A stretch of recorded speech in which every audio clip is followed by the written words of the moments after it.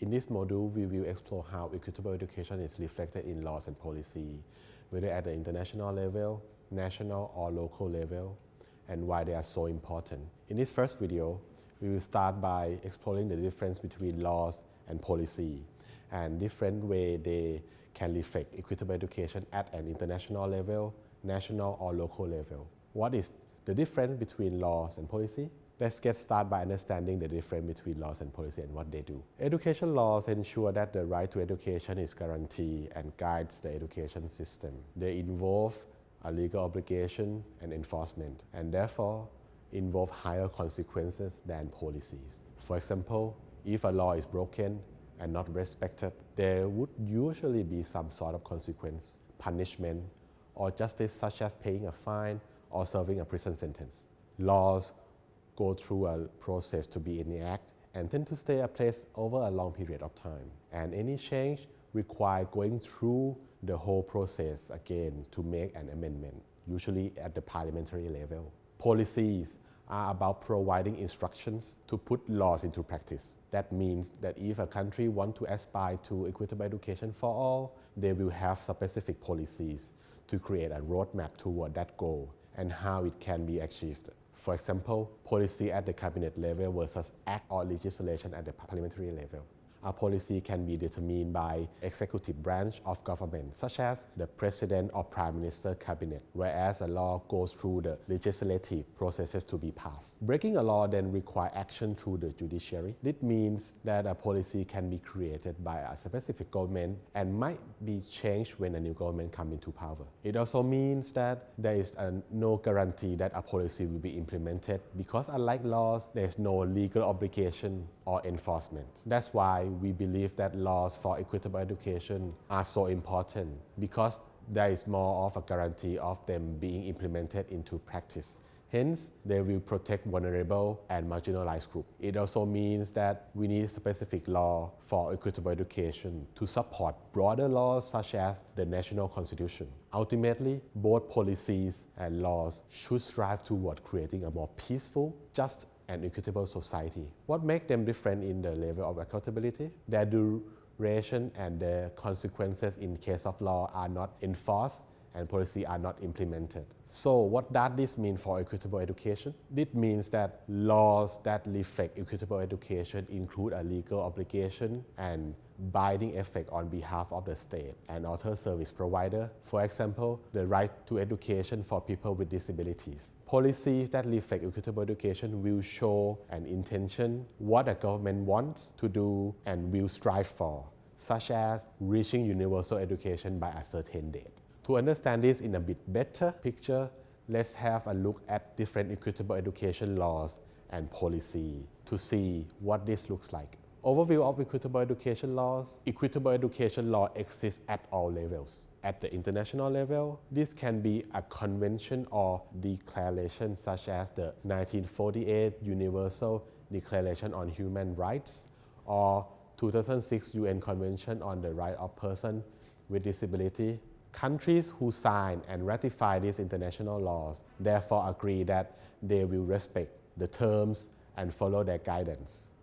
At the national level, countries can reflect equitable education such as a fundamental right covering all sectors like the national constitution, which is the overarching supreme law. For example, the 1996 Constitution of the Republic of South Africa clearly states in Section 29 that everyone has the right to basic education, including adult education. They can also have laws that are specific to education, such as the National Education Act or Law of Education, which elaborate on how countries operate their education system and align with the principle of constitution. For example, Indonesia 2003 National Education System Act states that the right to compulsory education and free basic education is for all Indonesian citizens. Finally, laws can be even more specific within the education to target specific issue or group. This is when they became really targeted to equity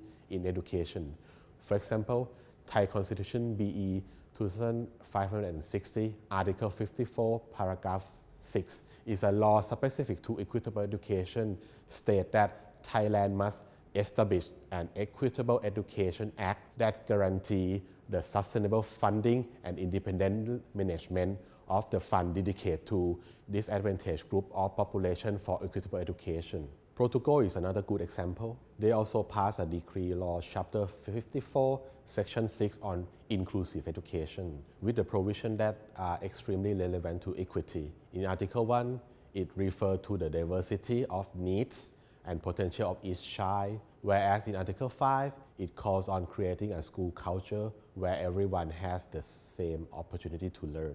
Another example that is specific to a group is found in 2018 law in Pakistan that prohibit discrimination against transgender people in education.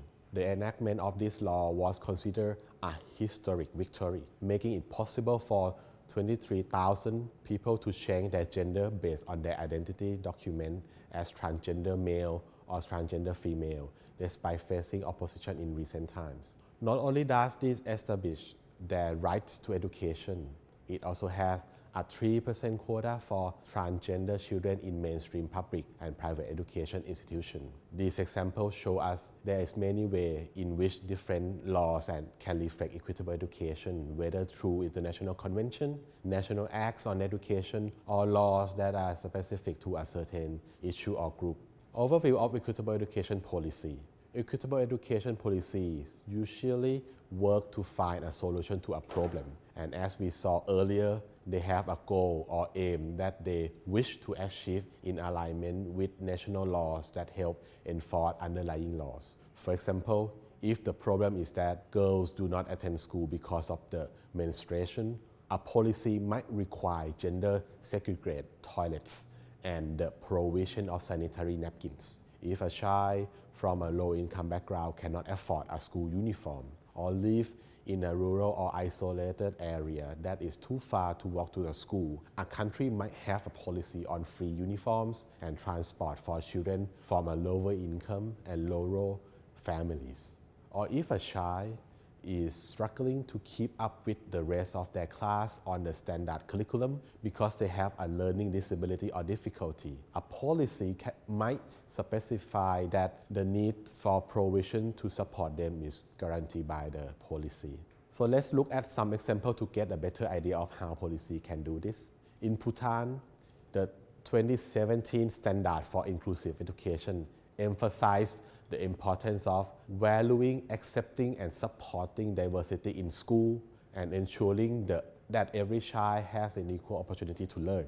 It was developed in consultation with and for school leader, teacher, education officer, and has since led to the establishment of inclusive schools. In the Philippines, the Department of Education issued a gender-responsive basic education policy in 2017 that called to end discrimination based on gender, sexual orientation, and gender identity. Even though there have been continued reports of sexual harassment, the policy was reiterated by the Department of Education to protect learners. And the Cook Islands satellite classrooms were set up to reach children in isolated small islands for pre-primary and early primary level until they are old enough to attend larger school in the more central location. This makes education accessible to those affected by distance and isolation. These examples show us how countries can design policy to help address a lack of equity, either on specific topics or for vulnerable and marginalized groups, where laws and policy differ in how far they can be enforced and implemented, which we will look at the next chapter of this module.